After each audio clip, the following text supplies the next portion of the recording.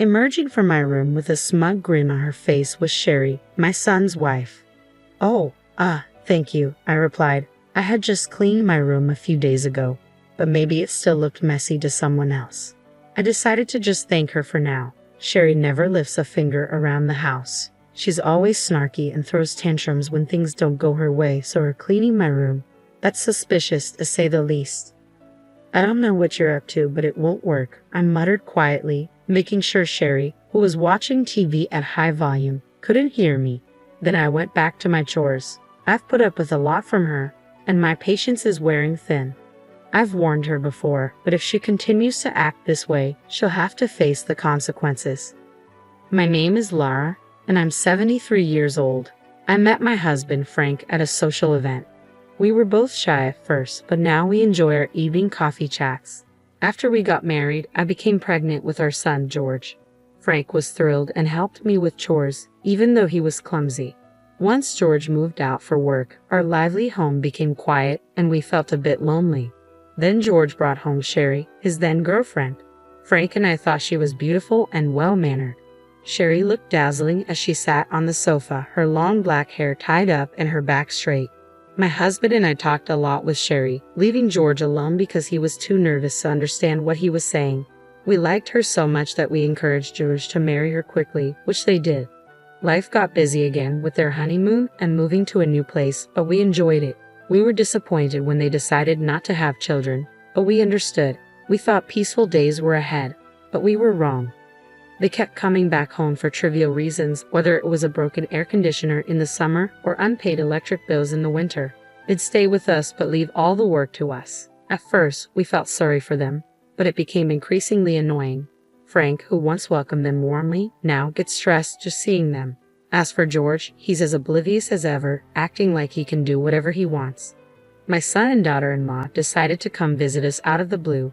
George called me last week and said, "Hey Mom, we're coming over next week, just a heads up." Then he went radio silent, leaving me in the dark about when exactly they'd arrive. Then, just as suddenly, I got a message from Sherry saying, "We'll be there soon, so get ready." I had to scramble to prepare everything.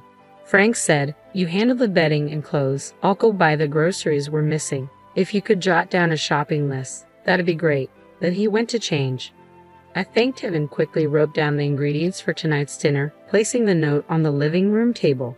Then I started airing up the guest futon. When I returned to the living room, Frank was looking at the note. "Is this everything? If you remember anything else, just text me and I'll pick it up," he said with a smile. I couldn't help but smile back. Just as I was about to get the clothes, I heard a loud voice from the entrance. "Lara, are you there?" Sherry was calling out to me from the front door without even ringing the doorbell. I rushed to open it. "Come on, you knew we were coming. Why did you leave the door open?" Sherry complained as she walked in. Her eyebrows instantly wrinkled in annoyance. "What's the matter? It's rude not to be happy when someone comes to visit," she retorted. I held my tongue and welcomed her in. "Where's George?" I asked, noticing his absence. "Oh, Frank snagged him for grocery shopping," she replied nonchalantly. I was a bit annoyed by her attitude, but decided to let it go and continued with my preparations. Sherry didn't lift a finger to help. She just sat there eating her snacks and occasionally laughing at the TV. After a while, she suddenly stood up and left the living room. I assumed she went to the bathroom and didn't think much of it, but when she returned, she looked pleased. "Lara, your room was a mess, so I cleaned it up for you," she announced. I was taken aback. She had gone into my room without asking. I had questions but decided to thank her anyway. She grinned and plopped back down on the sofa. Just then, Frank and George returned. I had asked Frank to buy quite a lot, knowing that the young couple would be staying for a few days.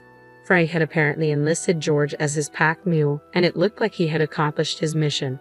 Frank handed me the groceries, stepping over a visibly exhausted George, who was still holding bags at the entrance. After saying thanks, I took out what I needed and started putting the rest away in the fridge. "Hey George, stop lounging and bring everything here," Frank called out. George, still sitting by the entrance, looked a bit annoyed but eventually brought in all the bags in a few trips. "Man, I'm beat. Mom, pour me some iced coffee too," George said. "Do it yourself," Frank scolded George again for his whiny tone, but I prepared the coffee with a wry smile. "Welcome back, thank you," Dinner will be ready soon, so just wait a bit. All right, George said as he took the iced coffee and headed to the living room. He sat next to Sherry and gulped down his drink. I continued preparing dinner, but Sherry didn't offer to help. Not that I expected her to. In fact, I'd rather she didn't. She might mess something up. Eventually, dinner was ready and we all ate. It was a simple spaghetti meal, but there were no complaints from George or Sherry, so it was all good. After dinner, the room had that relaxed post-meal atmosphere. Frank and the young couple were watching TV, no conversation, but that's better than the alternative. I left the living room to get their change of clothes. On my way, I ran into Frank, who had just come out of the shower. Should I offer George the shower first? I can go last, he suggested. Oh, you've been out shopping. I can't make you wait, I replied, laughing as I entered the living room to find George dozing off. George, don't sleep here. Go take a shower. Stop nagging, George replied listlessly. I placed his change of clothes on him and handed Sherry hers. Sherry took the clothes but quickly pushed them back with a frown. I liked the ones I wore before. These aren't as nice, she complained. I was taken aback by Sherry's complaint, but arguing would only escalate things. Oh, is that so? Wait a moment, I said, heading to look for the other clothes. George, uninterested in the whole affair, yawned and headed to the shower. While searching, Frank popped his head in. Do you know where my golf balls are? Aren't they next to the closet where you usually hang your coat and bag? I can't find them, he replied. Puzzled, I watched Frank leave and then returned to Sherry with the new clothes. Ah, this is it. You get what you pay for, she said, satisfied with the replacement. I had bought the clothes when Sherry and I went shopping specifically for when they stayed over. Sherry had insisted on something expensive, and I had given in. I'll shower next. I don't want to go after an old person, Sherry said, just as I was about to retort. Frank returned, looking concerned. Still can't find them. Sherry, do you know where the bag of golf balls next to the coat closet is? Frank, seemingly at a loss after searching everywhere, decided to ask around, not expecting much of an answer. What he got was a shock. I have no idea what you're talking about. Are you accusing me of stealing? That's terrible. How could you suspect me? Sherry's loud denial left me stunned. Frank tried to explain it was a misunderstanding, but an irate Sherry wouldn't hear it. George, freshly showered, returned, and we all tried to calm her down, but she stormed off to the shower room, still in a bad mood. The living room fell silent, filled with tension. What just happened? George asked, noting that it was rare for Sherry to be this flustered. But why did she really get so angry? I couldn't help but suspect Sherry based on her usual behavior. Come on, Dad, apologize. You're practically accusing her, George said. Before I knew it, George and Frank were arguing. It took me quite a while to break it up. Just then, Sherry returned from her shower, making things even more complicated. Now Frank was the one being grilled by the young couple, but Frank didn't back down, especially when he scolded Sherry for her behavior today. She stormed off to the guest room. George continued to yell, blocking Frank, who tried to follow her. You keep blaming Sherry, but you haven't apologized for suspecting her. You never apologize. That's what I hate about you. Enough, Frank muttered. Do as you please, and he returned to his room. The living room fell silent again. I sighed and headed for the shower. I'm going to bed, George said curtly, heading for the guest room. I stopped him. The guest feed-in smells musty, George. Sleep in my room. Sherry's overreaction to Frank's words and the mysterious cleaning of my room had made me suspicious. I decided to let George use my room, which was originally intended for Sherry. Your room? I'm fine with a little mustiness. I'm not a kid anymore, George protested. What if you get pneumonia? See, that's what I mean. Fine, I get it, George replied. Annoyed but giving in, he headed to my room while I glanced at the guest room Sherry was using. She wouldn't know about this exchange, being in a bad mood. If nothing was wrong, that was fine. I planned to prepare the guest room for George tomorrow. George opened the door to my room and went in. Whoa, what they? I heard George scream and rushed to my room, flinging open the half-closed door. I turned on the light and was speechless. George was in the room, clutching his leg in pain, surrounded by a scattering of golf balls. The golf balls Frank had been looking for were strewn all over my room. In the pitch-black room, George must have stepped on them. Of course he did. Who would ever think there'd be golf balls scattered all over the room? George lost his balance, stepping on one, and tried to regain it, but ended up putting his weight in the wrong place and fell hard. He was clutching his leg and whimpering, tears streaming down his face. Hearing the commotion, both Frank and Sherry came out of their rooms. Frank peered into the room from behind me and said, "What's going on here?" He tried to help George up, but also tripped on a golf ball and almost fell, just like George. I turned around. There stood Sherry, pale as a ghost and trembling. Why is this happening? This is Lara's room." Her voice was so soft it was almost drowned out by Frank's urgent questioning of George. "Yes, this is my room. Speaking of which, Sherry, you cleaned this room today, didn't you?" At my words, Frank and George turned to look at her. Sherry took a step back, flustered. "Did you see these golf balls when you cleaned?" I asked gently. Sherry just stood there, shaking. "Sherry, do you know anything about these golf balls?" Still, Sherry remained silent. "Hey, Sherry, what's going on?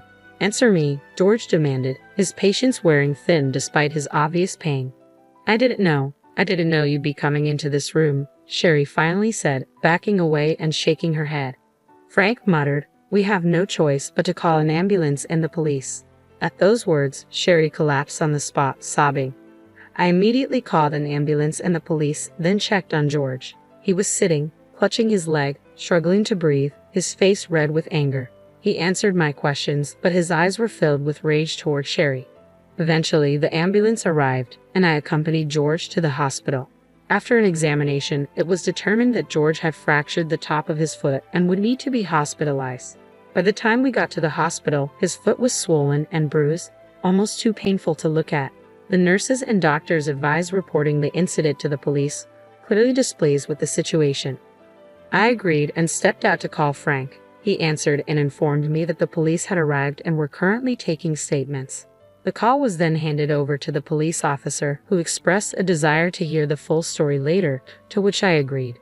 According to Frank, Sherry was just sitting on the floor, unresponsive to anyone or anything. After hanging up, I returned to George's hospital room, received instructions for his hospital stay, and decided to go home to gather some essentials. When I arrived back home, there was a crowd gathered around, making it difficult to get inside.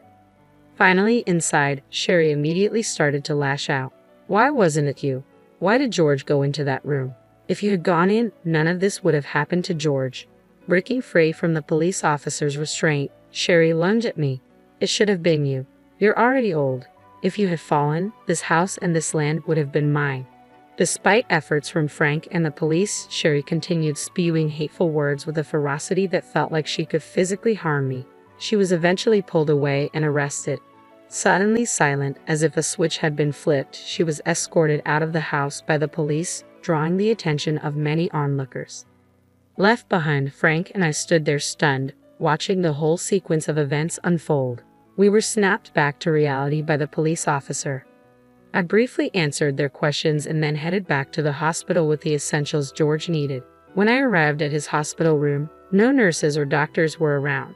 Upon hearing about the situation at home, George, who had momentarily forgotten about his severe injuries, started to make a commotion. A nurse rushed in, and together we managed to calm him down.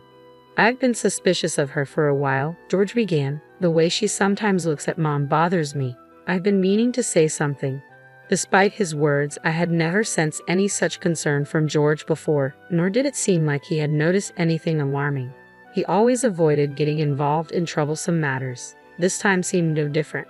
Utterly exasperated, George continued, "Hey, Mom, I've been thinking for a while now." His voice lowered, and I asked him curiously what was on his mind. "I'm thinking of breaking up with Sherry," George confessed. His sudden revelation surprised me, but given everything that had happened, it didn't seem unreasonable. "I don't know how Sherry acts when it's just her and me, but her behavior during visits has been terrible. She acts as if she's entitled to special treatment, refuses to help out, and throws tantrums if things don't go her way," George explained. "We've never liked her, but we never thought about forcing me to divorce her. We've never been fans of her behavior, that's for sure, but that doesn't mean we ever considered pushing me to divorce her. We never asked you were frank about Sherry, and it felt wrong to even consider it. After all, I'm an adult and it's not your place to meddle in my marriage," George said. "Frank and I have even talked about staying out of it if George doesn't say anything. But now George is coming to us for advice on divorce." I was at a loss for words. "Mom, she's always been so harsh with you, and she's been rude to Dad too.